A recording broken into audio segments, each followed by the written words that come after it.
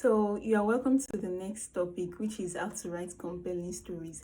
Now, the key thing behind this topic is that you are going to learn how to keep readers engaged. Now, keeping readers engaged does not necessarily mean you are showing off or they are going to show off to you that they enjoyed reading your story. That aside, that's a good one.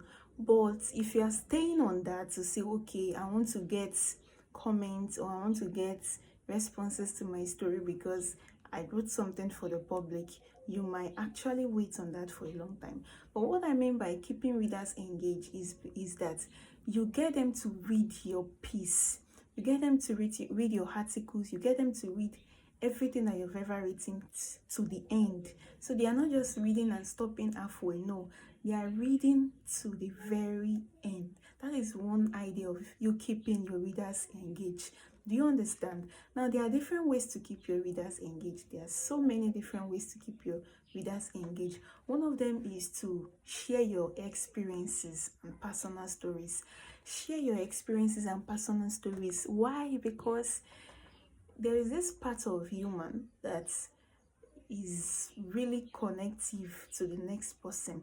That is, we relate more when we are emotionally connected with a fellow human.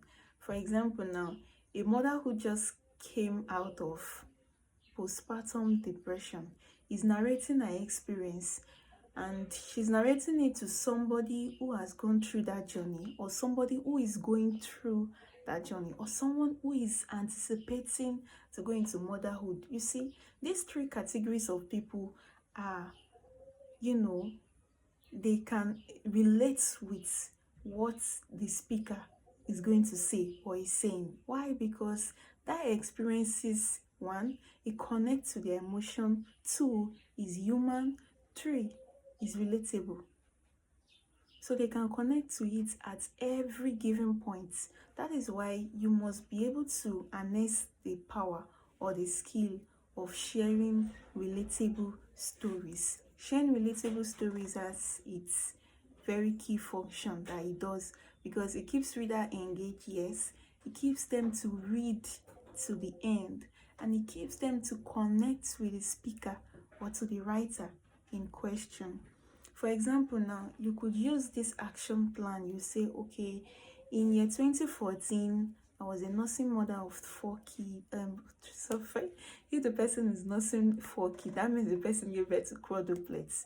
Okay, let's say in 2014, I was a nursing mother of 2 babies, and fast forward to now, this is how I've been able to grow my kids. This is how I've been able to, you are sharing experiences, you are sharing personal stories that touches another heart.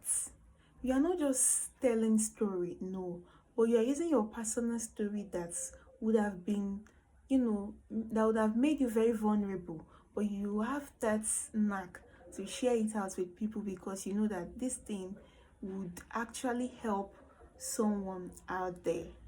Another example is, for example, you can say, I used to be this. For example, now, I used to be a forgetful person, but after I took this action of pasting sticky notes on my door, on my wall, on any place that I know my eyes would get to, I began to remember things vividly or in a quicker way. That is an action plan that is best known to you, but this is a personal story to you that you were able to, come out of, and you are using that experience now to inspire others, to teach others, to motivate others, to make others see that, okay, this thing you did was possible because you did this, because you did that.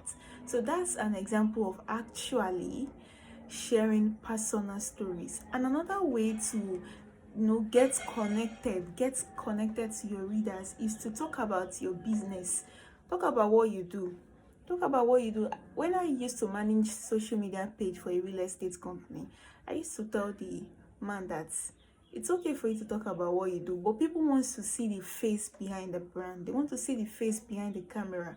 So while we can understand what you do, we want to see the person behind these things. We want to see the person that does these things. We want to, one thing about this is that it builds trust. For example, now if I come to meet you with a masked figure,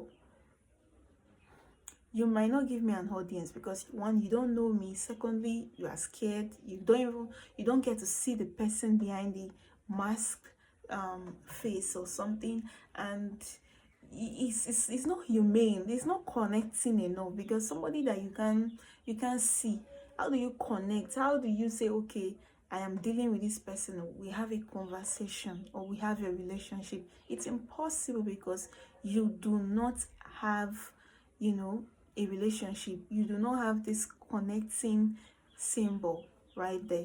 So when you talk about what you do, it's important for you to reveal who you are behind the scene. So this helps build trust.